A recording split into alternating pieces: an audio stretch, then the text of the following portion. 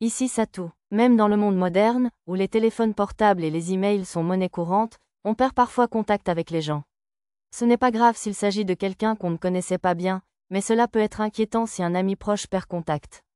Ben, c'est toi. Un homme avait appelé Arisa dans la capitale du comté de Kageus.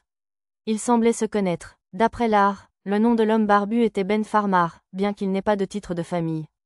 Dame Arisa, grâce aux étoiles, vous êtes en vie après tout. Toi aussi, Ben, je suis si heureuse que tu aies survécu. Arisa et Ben fondirent en larmes en s'embrassant. À en juger par le fait qu'ils parlaient tous deux la langue du royaume perdu de Kuvork, ils devaient être amis depuis l'époque où Arisa était princesse. Je me tournai vers Lulu, qui parut surprise. Tu le connais? Oui, c'était un chevalier héréditaire et l'un des vassaux d'Arisa. Elle expliqua que ce Ben avait aidé Arisa à mener des expériences pour son plan de réforme interne, au point qu'on pouvait même le considérer comme son bras droit. Son soutien aux réformes d'Arisa commença par le labourage des champs avec du terreau de feuilles, puis se poursuivit par la fabrication de compost, l'apiculture et la création de véhicules agricoles. Il impliqua même sa famille dans la fabrication de nouveaux outils et appareils agricoles. Le reste de votre famille est avec vous? Oui, grâce à la lettre que vous nous avez envoyée par l'intermédiaire de mademoiselle Lulu, nous sommes tous sortis sains et saufs. Oh, heureusement. Arisa essuya ses larmes et sourit. Je sais, Dame Arisa, j'ai quelqu'un que vous devez absolument rencontrer. Quelqu'un que je devrais rencontrer? Oui, Ben souleva Arisa et se mit à courir si vite que sa perruque tomba. Je ne pensais pas qu'il essayait de la kidnapper. Mais il devrait peut-être ralentir un peu. Nous nous sommes précipités après Arisa et Ben. Votre Altesse, vous êtes là? Qu'y a-t-il, Sir Farmar? Combien de fois vous ai-je dit de frapper avant de... Un jeune homme à l'air froid commença à réprimander Ben, puis s'interrompit en plein milieu de sa phrase en voyant Arisa. Là la sorcière, Seigneur Pid, ce n'est pas bien d'appeler Dame Arisa comme ça. Ben réagit avec colère aux paroles grossières du garçon. Les autres personnes rassemblées dans le hall d'entrée nous fixèrent également. La plupart de leurs expressions s'assombrirent en apercevant Arisa. J'avais presque oublié qu'elle avait des surnoms comme « sorcière du royaume perdu » et « la princesse folle ». Silence, Ben, comment as-tu pu amener la sorcière qui a détruit nos terres au siège de la renaissance du royaume, de tous les endroits? Espèce d'idiot, Dame Arisa n'a rien détruit. C'est le second prince et le ministre qui se sont mêlés de tout, je te dis. Ils auraient dû demander à Arisa de revenir une fois ce conflit résolu. J'ai délicatement retiré Arisa, l'air de plus en plus angoissé, des bras de Ben. Quelle insolence! Vous êtes en présence de son Altesse. Une porte du 2e étage, visible depuis l'atrium, s'est ouverte à la volée et un vieil homme à l'air grincheux est apparu. Derrière lui se trouvait un jeune garçon potelé, d'environ le collège. Il devait être l'Altesse en question, ce qui en faisait le frère aîné d'Arisa. D'après ce qu'elle m'avait dit par le passé, le reste de sa famille, à l'exception de Lulu, avait été exécuté ou sacrifié pour restaurer un labyrinthe flétri. Il semblait pourtant qu'il y ait eu d'autres survivants. Frère Erus. Hein, Arisa, c'est vraiment toi. Erus a bousculé le vieil homme, a dévalé les escaliers et a serré Arisa dans ses bras, exultant. Frère, est-ce que les autres ont survécu aussi? Le visage d'Erus s'est assombri. Je suis le seul à avoir survécu. Frère aîné Sitam m'a sauvé. Je vois, frère Sitam. En consultant le rat, je vis qu'Erus était techniquement un esclave. Il avait dû être soumis à un geste, comme Arisa et Lulu. Arisa, reconstruisons ensemble le royaume de Kuvork en leur mémoire. Erus serra les mains d'Arisa. Votre Altesse, non. Les spectateurs s'exclamèrent, alarmés, à la déclaration soudaine d'Erus. Je suppose que le jeune homme impoli qu'il avait traité de « sorcière » n'était pas le seul à la blâmer pour ce qui était arrivé à leur royaume. Seuls Erus, Ben et quelques-uns de leurs proches semblaient savoir le contraire. Arisa, trouvons une auberge et couchons-nous pour aujourd'hui. Oui, bonne idée. Je suis sûr qu'ils ont besoin de temps pour se calmer, eux aussi. Même une personne aussi courageuse qu'Arisa était probablement blessée de voir tant de gens de son pays la rejeter. J'ai parlé au vieux monsieur, qui semblait relativement raisonnable, et je lui ai dit que nous irions dans une auberge et enverrions un messager une fois installés. Puis nous avons quitté leur base.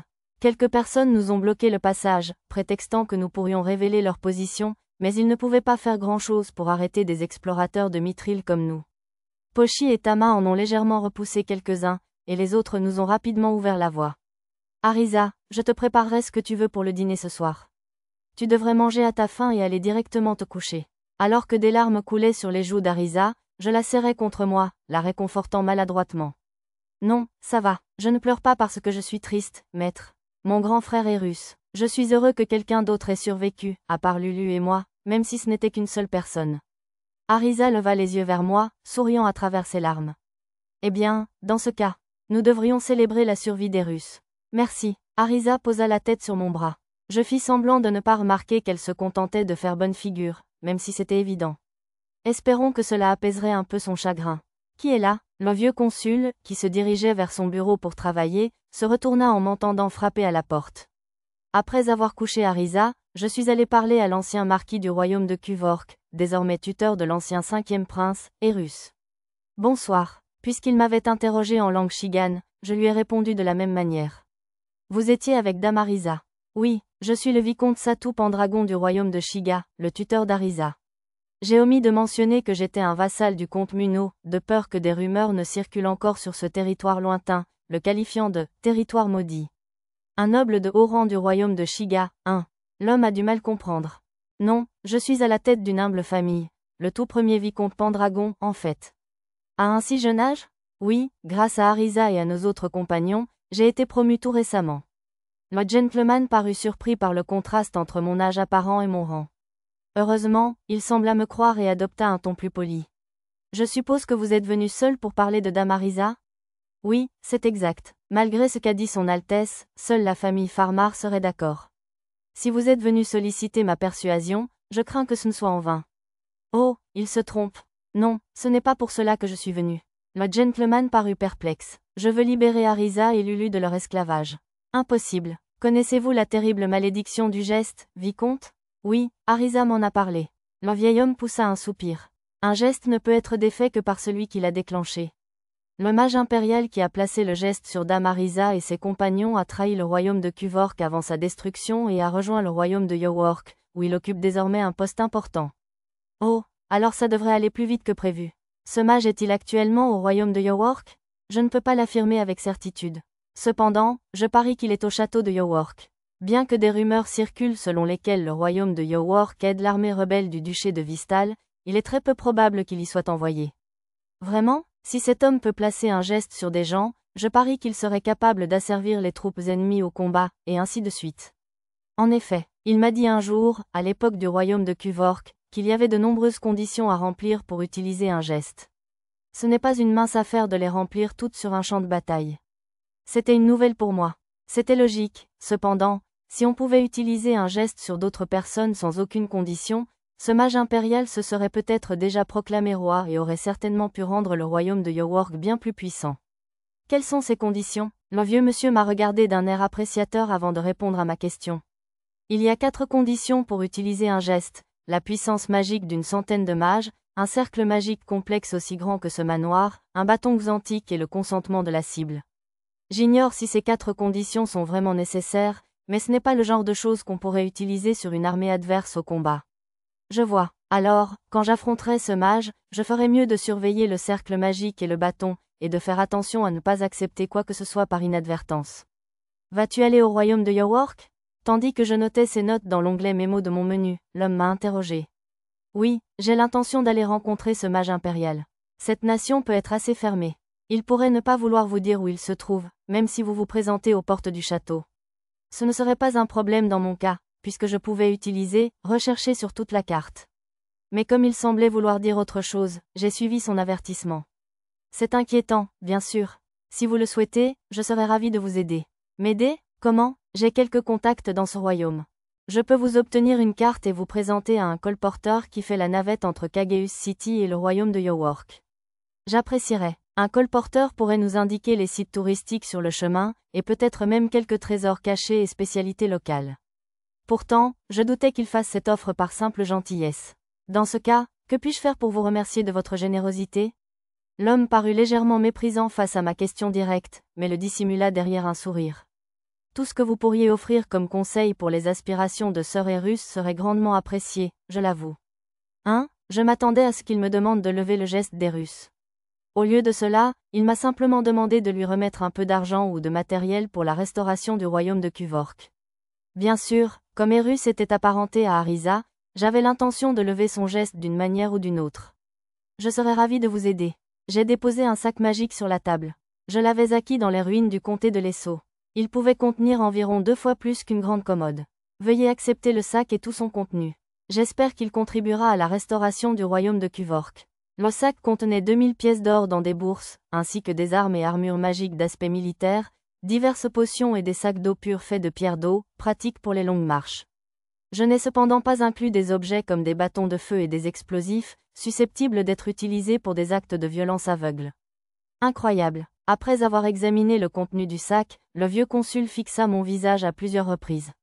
Sœur Pendragon, si vous offrez tout cela à Sœur Erus, cela signifie-t-il que vous souhaitez que nous reprenions Dame Arisa au sein de la famille royale? Sa voix tremblait lorsqu'il m'interrogea sur mes véritables intentions. J'imagine que cela a dû paraître un immense cadeau pour un royaume en pleine reconstruction, même si cela ne m'avait rien apporté de spécial.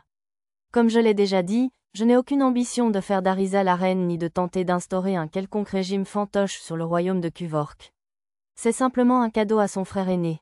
S'il était prêt à accepter Arisa comme membre de la famille royale, j'apprécierais certainement, mais pas si cela signifiait qu'Arisa perdait sa liberté. Si possible, je voulais simplement qu'Arisa et Erus puissent se voir sans problème. Je n'allais cependant pas utiliser l'argent pour les forcer à le faire et leur ouvrir la voie à de futurs problèmes. Veuillez l'accepter, je vous promets que je n'ai aucune arrière-pensée. Nous apprécions grandement votre gentillesse, vicomte. Le gentilhomme inclina profondément la tête. Il devait être à court d'argent plus que je ne le pensais. L'homme semblait ravi en m'écrivant une lettre de présentation à ses relations au royaume de York. Il disait qu'il ferait copier une carte et l'enverrait à notre auberge, ainsi qu'au colporteur en question. Je me suis levé dès que j'ai reçu la lettre. Oups, j'ai failli oublier. Puis-je vous poser une dernière question? Laquelle? Pourriez-vous me dire le nom de ce mage impérial? Tant que je connaissais son nom, je pouvais le retrouver grâce à ma recherche cartographique. Orchidée. De nos jours, il porte le nom de famille de Matoche, qu'il a gagné en trahissant la famille royale. Je remerciais le vieux monsieur pour l'information et quittais leur base. Votre rapport? Le vicomte Pendragon est retourné directement à l'auberge. Il ne semblait pas avoir l'intention de ressortir, alors j'ai laissé le reste aux gardes qui surveillaient l'auberge. Le jeune noble répondit au vieux consul. Je me souvenais de ce que j'avais vu dans l'ombre en écoutant leur conversation. J'avais remarqué que le jeune noble me filait depuis leur base et avait caché une chauve-souris plongeante quasi indétectable dans son ombre pour enquêter sur ses intentions. Votre Excellence, nous devrions éliminer la sorcière et ses compagnons sous le couvert de l'obscurité. Le gentilhomme fixa froidement le jeune homme sans réagir. Pour ma part, je contrôlais soigneusement ma colère envers le jeune homme, de peur qu'il ne l'aperçoive à travers la chauve-souris plongeante. Il ne faut pas attendre que ce salaud place la sorcière au pouvoir et étende son influence. Le garçon continua de débiter des inepties. Je comprenais son inquiétude, mais il était inutile d'étendre son influence. Si Arisa voulait vraiment reconstruire le royaume de Cuvork, je pouvais y parvenir quand je le voulais. Je comprends vos inquiétudes. Pourtant, je ne peux approuver une attaque surprise. Pourquoi pas? Parce que vous seriez tous tués. Un militaire présent dans la pièce depuis le début prit la parole pour répondre à sa question. D'après ma carte, il avait un niveau 38 respectable. Général, comment pouvez-vous être aussi lâche? Un lâche? C'est osé venant de quelqu'un qui s'est fait renverser par 2 gamins. J'ai juste été négligent, c'est tout. Continuez à trouver des excuses, et vous finirez mort la prochaine fois. Le jeune homme fronça les sourcils en entendant les paroles du général. Ces gens sont forts, ne vous y trompez pas. Surtout la fille écailleuse. Je pourrais la combattre 10 fois et perdre à chaque fois, sans aucun doute. D'après ce que j'ai compris, elle est tout aussi forte que le membre des 8 épéistes de Shiga que j'ai rencontré. Oh, il pouvait dire tout ça sans la compétence, analyse. Impressionnant. Alors, il suffit de capturer cette fille laide et de faire chanter les autres. La servante de la sorcière est sûrement assez faible pour. Elle te détruirait quand même, je te le garantis. Tu te moques de moi? Je ne fais que dire la vérité. Cette fille est douée aussi, peut-être pas autant que la femme écailleuse. On le voit rien qu'à sa façon de se déplacer lorsqu'ils ont combattu ton peuple. Je me forçais à continuer d'écouter sans exprimer mes nombreuses plaintes concernant l'incapacité du garçon à apprécier la beauté suprême de Lulu. Possam, est-ce aussi le cas du vicomte? L'homme hésita avant de répondre à la question du vieux monsieur. Je ne peux pas l'affirmer avec certitude. Il n'a pas l'air fort, et pourtant mon instinct me dicte de ne pas le contrarier, quoi qu'il arrive. Grossier, cela me fait passer pour un monstre. Sir Rukubo, vous ne devez pas porter la main sur le vicomte Pendragon et ses compagnons. Cet homme sera certainement utile à Sir Erus. Et il en va de même pour Dame Arisa, bien sûr. Le regard renfrogné, le jeune homme accepta à contre-cœur l'avertissement du vieil homme et quitta la pièce. Possam, veillez à ce qu'il ne fasse pas de bêtises. Très bien, même s'ils ne sont pas capables de causer beaucoup de problèmes, la dernière chose dont nous avons besoin est qu'il mécontente le vicomte et laisse son Altesse perdre un allié précieux. Quoi qu'il en soit, nous n'avions apparemment pas à craindre que le jeune homme et ses amis fassent une bêtise. Pourtant, même si j'étais quasiment certain qu'il le maîtriserait, j'ai gardé les chauves-souris que j'avais invoquées en faction autour de notre auberge afin que nous puissions dormir sur nos deux oreilles au cas où.